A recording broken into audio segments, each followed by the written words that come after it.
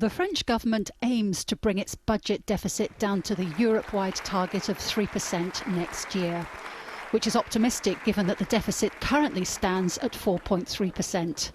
The Prime Minister, who's been in the job less than a month, has now gone into detail. For almost 40 years, France has spent more than it has made. And we all know that when we live beyond our means, we can't envisage the future with serenity. Everyone knows this. The French have understood this for a long time. We have lost faith in our country.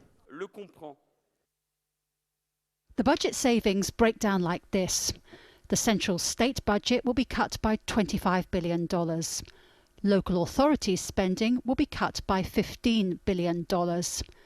Social Security will also see $15 billion cut from its budget, and healthcare spending will be reduced by $14 billion. The government plans to make those healthcare savings by reducing the number of operations, using more generic drugs, and reducing the time a patient stays in hospital. To complicate matters, the French President François Hollande has promised to cut taxes on business in an attempt to encourage job creation. So the government is caught between cutting taxes on one hand and cutting the deficit on the other. It's hard to see how it can deliver on both. The unions are firmly against any policy changes which they fear would undermine France's welfare state. For example, plans to freeze some pensions and benefit payments.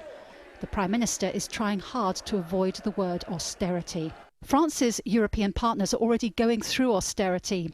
In 2010, Germany announced $110 billion in budget cuts over 5 years and pledged to balance the books by 2015. And in the same year, the UK promised $140 billion in budget cuts, aiming to balance its books by 2015. So why has France finally decided to go down this path? Everyone else, on average, has got their deficit down, and even the countries that really struggled during the crisis are on the right track. And France is the outlier. It becomes the country that hasn't done enough. Manuel Valls is under pressure from the left wing of his own party, which says it wasn't elected to impoverish millions of families. He's also under criticism from the opposition, which accuses him of having no new ideas. France delayed taking the painful medicine, but it may be out of time. Jacky Rowland, Al Jazeera, Paris.